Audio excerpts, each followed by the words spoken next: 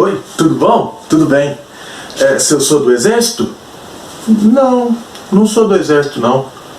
Ah, por que eu tô usando chapéu? Não é chapéu não. É jornal. Por que eu tô usando? Pra ler, ué. E deu aqui que o presidente não vai aguentar não. Então se informe aí que nós já vamos começar.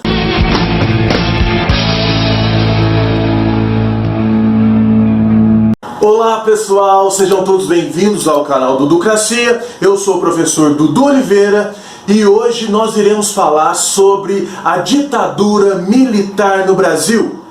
Mas antes de começar essa aula, eu gostaria de dizer para você, você que está assistindo o vídeo e ainda não é um inscrito, se inscreva, ajude a divulgar, a propagar essa nossa ideia, ok? Galera, esta é uma aula que nós vamos dividir ela em duas partes.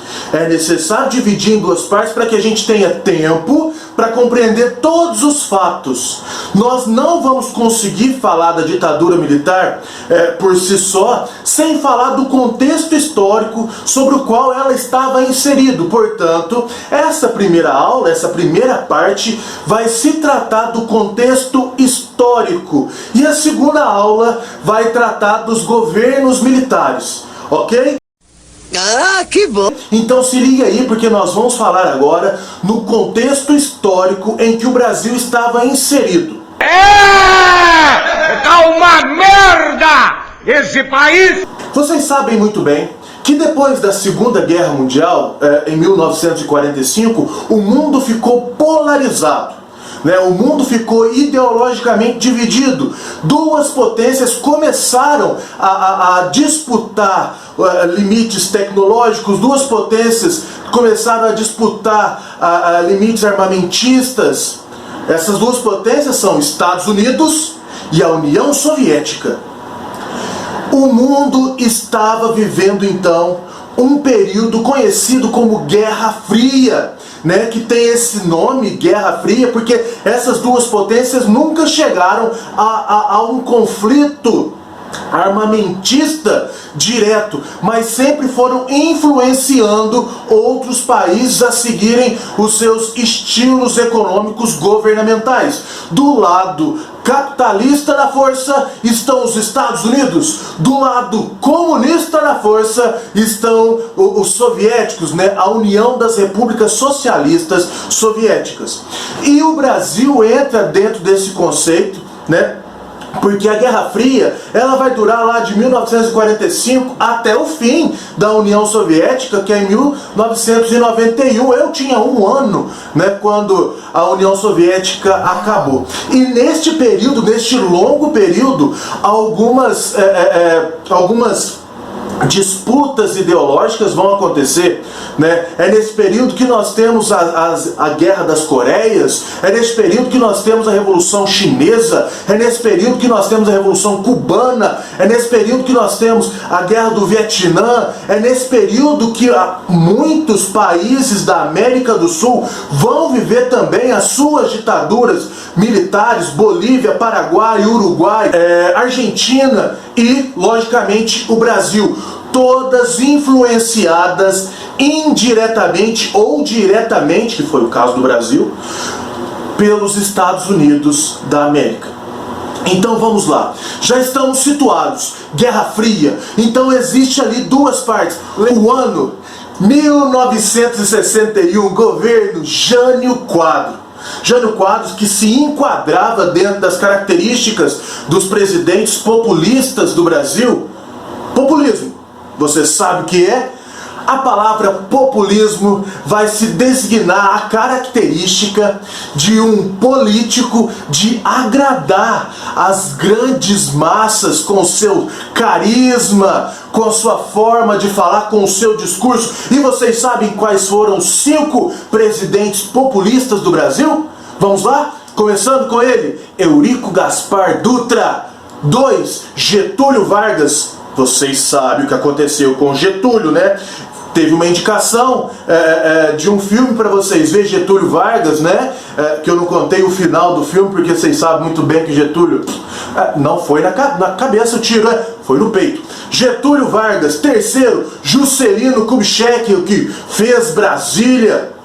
Quarto, ele, Jânio Quadros. E quinto, Jango, João Goulart. Esses são os 5 presidentes populistas do Brasil. E o Brasil estava vivendo esse governo de boa vizinhança com todo mundo, tapinha nas costas. Ah, você é comunista, você é meu amigo. Ah, você é capitalista, você também é meu amigo. E é dessa forma que Jânio Quadros vai tacar, vocês sabem muito bem no que, no ventilador, e vai esparramar uma espécie de medo.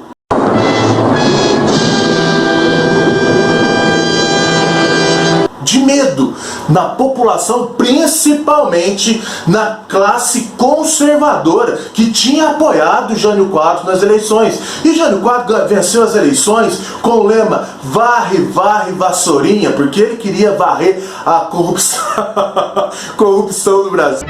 Varre, varre, varre, varre, varre, varre, vassourinha. Varre, varre a bandalheira.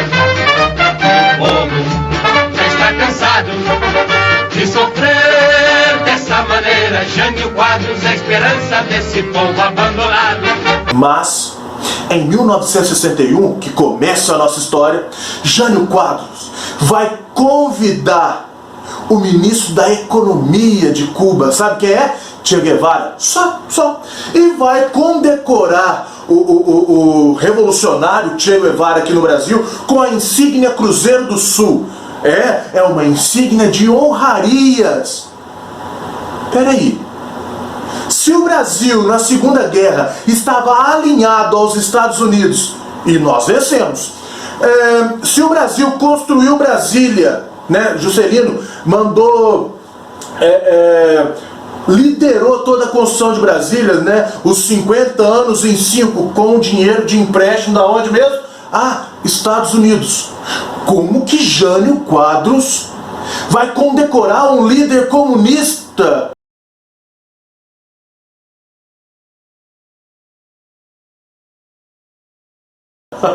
Pois é. Jânio Quadros não conseguiu se manter no poder. O governo de Jânio Quadros durou ali entre de 7 a 8 meses, mais ou menos. E ele teve que renunciar. Teve que renunciar por uma pressão política que estava acontecendo sobre aquilo que ele tinha feito.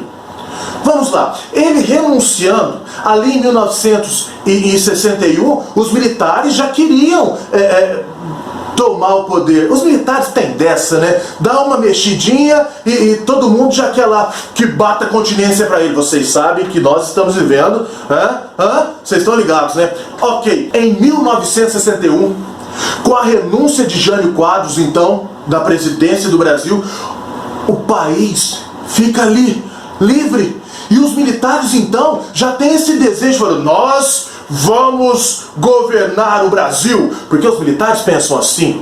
E esse tipo de pensamento vocês conhecem muito bem, né? Porque esse pensamento que Deodoro da Fonseca teve lá em 1889, na proclamação da República, e disse a célebre frase dita anteriormente por Auguste Comte: amor por princípio, ordem e progresso por fim. Amor por... É o lema da nossa bandeira, tirando o amor. Nós não somos tão amorosos assim.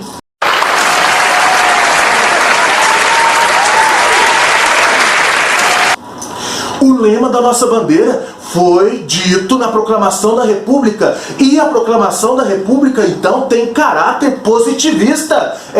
O positivismo ali criado por Auguste Comte, que dizia que eu sei o que é bom para você e você deve ficar quieto. Esse pensamento proveniente ali dos golpes militares, né, vai ser o pensamento que o exército brasileiro vai ter durante o período que nós estamos tratando aqui, né, durante esse período de contextualização. O fato é que em 61 os militares já estavam cheios Em 54, 7 anos antes, quando Getúlio cometeu o suicídio, já era para ter tido o golpe, segundo os militares, mas eles acalmaram. Pois bem, vamos lá. Jânio se renuncia, pede as contas, pede para sair. E quem é vice de Jânio? João Goulart, ou mais conhecido como Jango. E neste momento, na renúncia, em outubro de 1961, sabe aonde Jango vai estar fazendo a política de boa vizinhança, populista como era? Na China, país comunista recém-transformado, né, com a revolução de Mao Tse. Gente, isso é sério. Jango vai receber um telefonema falando: o parceiro saiu. Os militares estão querendo tomar. Ah, é? Tá na onde? Na China? Bom, aquele da bandeira vermelha. Da bandeira vermelha. Então corre, cara. Teve até um processo lá do Rio Grande do Sul, liderado por Leonel Brizola, que ficou conhecido como Campanha da Legalidade, porque os militares queriam tomar o poder. Ah, não é fora de propósito. Vou parar um pouco aí da contextualização para falar do Exército. Nós precisamos saber de quando é que o Exército tomou esse posicionamento, né, autoritário. É verdade. Quer dizer, às vezes não. E isso não é de 61, isso não é de 30, isso não é de 89, lá com Deodoro. Isso é de muito antes. 1864. Vocês sabem o que aconteceu? 1864, Guerra do Paraguai. Os soldados brasileiros, ao irem para a guerra, levavam esposas, filhos. Na verdade, o exército brasileiro era desorganizado. E quando o Brasil dizimou o Paraguai na Tríplice Aliança, ali com a Argentina e o Uruguai, o exército falou: nós salvamos o Brasil! Nós do Exército, nós somos a maior camada e os únicos capazes de salvar o país. Você é o bichão mesmo, hein, doido? Pois bem, em 1961, eles tiveram esse pensamento aí. Mas Leonel Brizola, liderando ali a campanha da legalidade, a fim de fazer com que o vice-presidente João Goulart entrasse na presidência, deu certo. Os militares cessaram. E em 61, João Goulart entra na presidência com uma condição: de que o país pare o seu estilo presidencialista e passe a ser um país parlamentarista. O Brasil em 61, então, vai ser um país parlamentarista e vai limitar o poder do presidente. Olha para ver que nem mesmo os deputados estavam confiando na capacidade de Jango de governar o país. Pois bem, o governo de João Goulart deveria durar até 66. Mas, infelizmente, isso não aconteceu. Em 64, haviam já algumas propostas feitas por João Goulart. Propostas essas que são de cunho mais alinhado à esquerda, né? Que previa então a reforma agrária, que previa uma certa igualdade entre os povos. Vocês sabem que a elite nunca aceitou ser igual a ninguém aqui no Brasil. O Brasil é um dos países mais desiguais porque a elite nunca aceitou. Enfim, essas campanhas, esses planos que foram propostos por João Goulart até 64 ficaram conhecidos como campanhas ou reformas de bases. E isso seria a carta na manga para salvar o governo, teoricamente. Internamente, as reformas de base, segundo as camadas militares, né, do exército brasileiro, acreditavam que as reformas de base eram uma chance do Brasil virar uma Cuba, o Brasil virar um país comunista, tendo em vista o que o Jânio fez lá em 61, condecorando o Che Guevara. Então representava ali, dentro do exército brasileiro e dos conservadores, também parte da igreja apoiava os militares, representava ali uma tensão, já sabendo do contexto histórico mundial de Guerra Fria.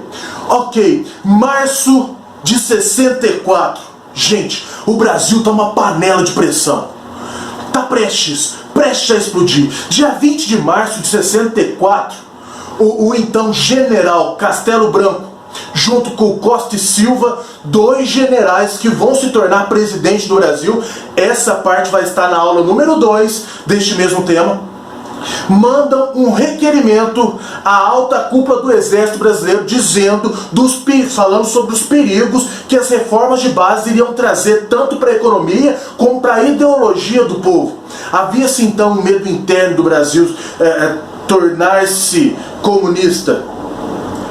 Vem cá, João Goulart, para os militares, estava no lugar errado, na hora errada. Pois bem, dia 24 de março, 4 dias depois do Castelo Branco e do Costa e Silva mandar esse requerimento para a alta cúpula do Exército, a Marinha, 2.000 homens da Marinha vão entrar em uma espécie de manifesto, vão fazer uma espécie de manifesto a favor da reforma de base. Sim, os marinheiros estão do lado do Jango nessa batalha, e é claro que vai ter uma tensão. O exército manda prender um monte de gente. Dia 30 de março, João Goulart vai fazer um discurso inflamado, um discurso cheio de emoções, defendendo as reformas de base, defendendo a reforma agrária, a distribuição de renda, uma questão mais igualitária. Trabalhadores do campo já poderão então ver concretizada, embora em parte, a sua mais sentida e justa reivindicação, aquela que dará um pedaço de terra própria para ele trabalhar, um pedaço de terra para ele cultivar. Aí então, o trabalhador e a sua família sofrida, irá trabalhar para ele, porque até aqui ele trabalha para os donos da terra que ele aluga, ou para os donos da terra que ele entrega sua produção. Para uma reunião de sargentos. João Goulart, no dia 30 de março, vai fazer o seu último discurso. Porém, desde lá do dia 12, 13, já estavam acontecendo mobilizações das camadas conservadoras da sociedade brasileira, da direita do Brasil, né, a fim de